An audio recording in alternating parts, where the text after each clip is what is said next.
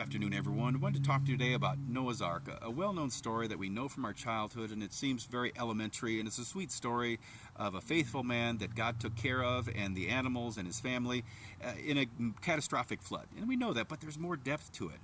And interestingly, someone over the years had brought me a couple statements or questions and said, did you know that Noah took 120 years to build the ark?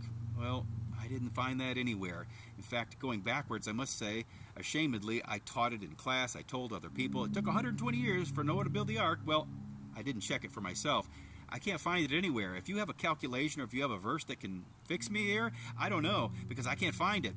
Well, indeed, my friends, that was the first question. I say I can't find that one. But the second question or statement that they brought me, they said that this was the first permissible time that mankind was allowed to eat meat. They are telling me that prior to that, even from the garden, it was a vegetarian diet. Well, indeed, I'm not so sure about that either, but let's take a look at this and see what the diet of Noah was. Turn with me to Genesis chapter 6 and verse 21, and it'll tell us what he was to eat on the ark. Again, Genesis chapter 6 and verse 21, he says, And take thou unto thee, Noah, of all the food that is eaten, and thou shalt gather it to thee, and it shall be food for thee and for them. So he was to bring provisions for he and his family and for the animals, and they were to eat that on the ark. Seemingly so. But why were there 2 of every unclean animal and 7 of the clean animals? Weren't the clean animals for food? Well, it doesn't say that. I can't find that anywhere. It doesn't say that the clean animals were for food, but there's a twist here that you're going to be surprised. What were the clean animals for? Well, let's just say that they were used for something more than just food, something more important than food. The unclean animals were used as scavengers and cleanup crew when they got off the ark, but the clean animals were used for something special. Follow with me to Genesis chapter 8 and verse 20.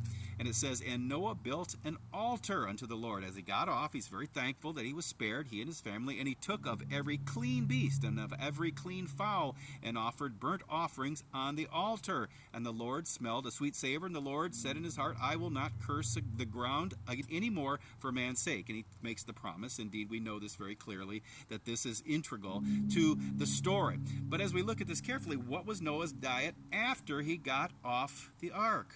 Well, it's very interesting. It doesn't say that he had a specific diet. It says, by the time we get to Genesis chapter 9 and verse 3, it says, Noah, every moving thing that lives shall be meat for you, even as the green herb have I given you all things. Is that saying that Noah could eat everything that crawled across the ground? And it says, yes, every moving thing. And if you doubt me, turn with me to the Strong's Concordance H7431, that is remes in the Hebrew, and that tells you that the creeping things or the moving things were reptiles or anything that creeps along the ground. So Noah was allowed to eat whatever crept along the ground, whatever he was able to eat. So that's an interesting story. It wasn't that Noah was confined to the Jewish dietary laws. It wasn't, because he wasn't a Jew, and he wasn't in Israel, and he wasn't crossing the desert, and he wasn't under Torah. So he says that every moving thing, remes, he was allowed to eat, because he was allowed to eat every creeping and moving thing along the ground.